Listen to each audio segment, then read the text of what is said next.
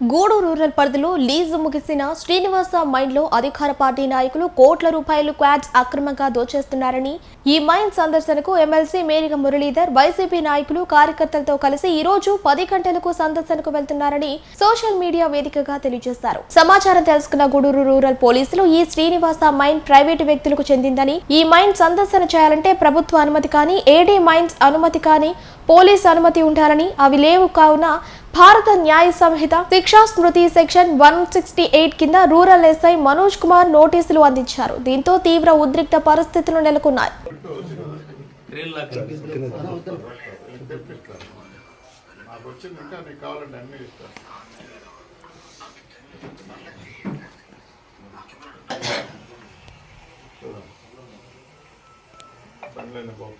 రాత్రి తీసింది టైమింగ్తో కూడా వస్తుంది.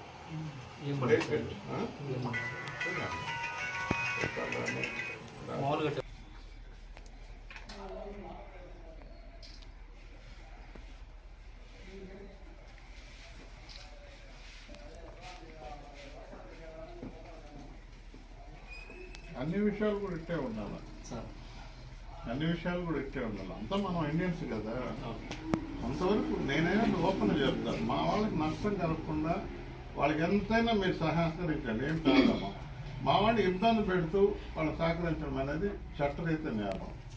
నాకు చట్టానికి ఇంత గొప్పగా చెప్పారు కదా.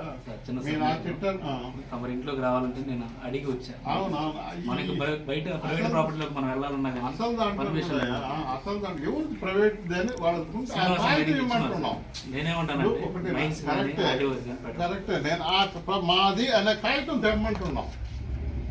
ఇప్పుడు దీన్ని నా దగ్గర ఉంది కదా, వాళ్ళది కాదు, సెంటర్ వాళ్ళది ఇవ్వాలి. ఏడీ గారికి ఇది వస్తుంది, సెంటర్ వాళ్ళు ఇవ్వాలి. వాళ్ళు ఇవ్వలేదు, వేలం పెట్టాలి. 20 సంవత్సరాల తర్వాత దాన్ని వేలం పెట్టాలి. అందరూ తెలిసిన సత్యం. కోర్టుకి వేసున్నాం. ఇక్కడ మమ్మల్ని చేస్తారు, కోర్టులో రేపు డెసిషన్ వస్తుంది కదా.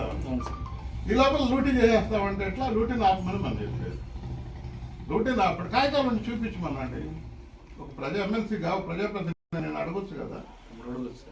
నేను రేపు దాంట్లో కూడా పెడుతున్నాం కదా, అసెంబ్లీకి కూడా పెడుతున్నాం కదా. మైనింగ్ ఆయన మంత్రి గారే జవాబు చెప్తారు కదా. అక్కడ అది చూడాలి కదా. ఇప్పుడు ఇవన్నీ నేను ప్రశ్నించాలంటే నేను వెళ్ళి చూడాలి కదా. ఎవరు ఆయన చెప్పాడు, నిన్న సరే అన్నాడు, మీ ఇష్టం అన్నాడు కదా, పోయిసరాయని అన్నాడు. నేనేం వద్దని చెప్పలేదు. ఆర్టీఓ గారు కనుక్కోండి, ఫోన్ చేసినాడు. వద్దని ఏమని చెప్తారు ఆర్టీఓ గారు, మీ పోలీసులు వచ్చి వచ్చాము అంతే. అదే జరగదని ఊహించి ఏదో పెడుతున్నారు, జరగదని నేను చెప్తున్నా. జరిగితే మీరు యాక్షన్ తీసుకోండి. గొడవ జరగదు, పీస్ఫుల్ గా పోతున్నాం. మా ఉద్దేశాలు మాకు తెలుసు, నా ఉద్దేశాలు మీకు తెలియదు కదా. మేమేం ప్రజాపక్షంలో ప్రభుత్వం తరఫున ప్రభుత్వం పేరు చెప్పుకొని లూటీ చేస్తున్నారు, ఇది కరెక్ట్ కాదు, ఉంటే పత్రాలు చూపించమని అడుగుతున్నాం. యాజ్ ఎ లెజిస్లేటివ్ గా అడుగుతున్నాను నేను. చూపించే హక్కు వాళ్ళకి బాధ్యత ఉంది కదా. రిటర్న్ గా ఇచ్చాము, నిన్న టైప్ చేసి ఆయనకి ఇచ్చాము. ఎంపీకి మీ డిఎస్పీ గారికి వాళ్ళకి ఇచ్చి, అమ్మ ఇదిగో ఇవన్నీ ఇస్తున్నాం. పర్సనల్ నేనే పోయి ఓరల్ కూడా పంపించలేదు, నేనే పర్సనల్ పోయి చెప్పి ఇవన్నీ చూసుకొని వాళ్ళకి ఏం లేదమ్మా, ఏ సంబంధం లేదు అని చెప్పి క్లారిఫై చేశాను. క్లారిఫై సబ్ కలెక్టర్ గారు కూడా సరే మీరు పోండి, నేను కూడా మొత్తం పంపించి ఏర్పాటు చేస్తాను అంటే ప్రజాప్రతి తరఫున వాళ్ళే కాదు కదా, మనకు పర్యవేక్షించే బాధ్యత ఉంది కదా, ప్రజాప్రతినిధులకు ఉంది కదా. మండలు అందరూ వస్తున్నారు.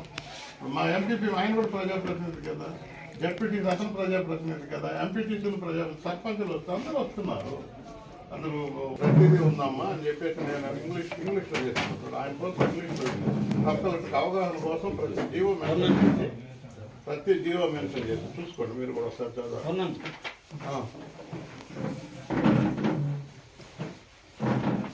ప్రతి జీవో మెన్షన్ చేసి దానికి సంబంధించిన జీవోలు, పంపించిన ఫైళ్ళు, కరస్పాండెన్స్ అన్ని కూడా నేను అన్ని సేకరించే నేను వేగంగా పోవడం లేదు. ఎందుకు అంత తప్పు అంత ఉండే వాళ్ళు ఎందుకు రాత్రి అవును వచ్చిపోవాలి అంటే నేను బాధ్యత వహిస్తాను.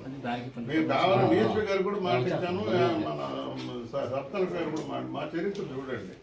మేము ఎక్కడ పొరపాటు చేసేవాళ్ళం కాదు, అలా చేస్తే దానికి బాధ్యత మేము తీసుకుంటాం. మేము వచ్చి చూసుకొని ఇప్పుడు వచ్చేది మాకు కూడా కార్యకర్తలు చేస్తున్నారు, చూడాల్సిన బాధ్యత ఉంది కదా. ఇప్పుడు రాత్రి అంటే అవన్నీ మార్చేస్తాం.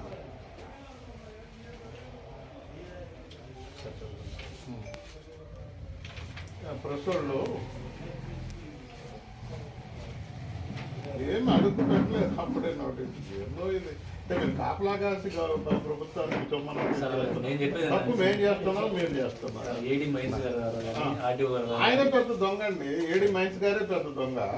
పోలీసులే కాదు, పోలీస్ డ్యూటీ చేస్తారు. ప్రతి పౌరుడు కూడా పోలీస్ డ్యూటీ చేయొచ్చు. ప్రభుత్వం ఆస్తులను కాపాడే బాధ్యత ప్రతి పౌరుడికి ఉంది.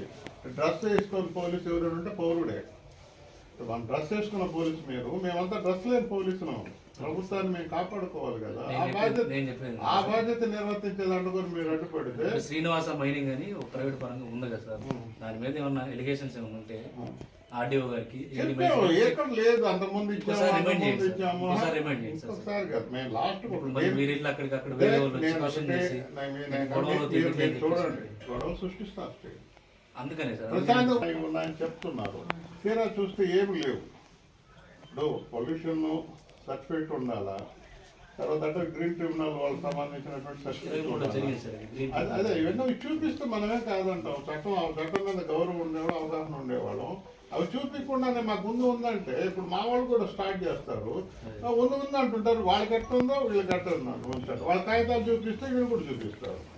ఈవినింగ్ పొద్దున కూడా మాట్లాడాను, ఒకవేళ నేనే ఏడి మైన్స్ గారు నేనే వెళ్ళాలన్నా కానీ నాకు పర్మిషన్ లేక నేను పోకూడదు, ఇంకా అది మైన్ ప్రైవేట్ పరమైంది కదా అన్నారు సార్. రిప్రజెంటేషన్ ఇస్తే బాగుంటుంది సార్ ఏడి మైన్స్ గారికి, ఏడి మైన్స్ కి నేను సబ్ కలెక్టర్ గారికి ఇచ్చాను. చెప్తారు సబ్ కలెక్టర్ గారికి ఇచ్చి ఆయన కదా రెవెన్యూ ఇది ఇట్లా రెవెన్యూకి సంబంధించి సర్వే నంబర్ దీని ప్రకారం ఇది జరుగుతుందని నేను ఆయన కోసం ఇంగ్లీష్లో ఆయన తెలుగు రాదు కాబట్టి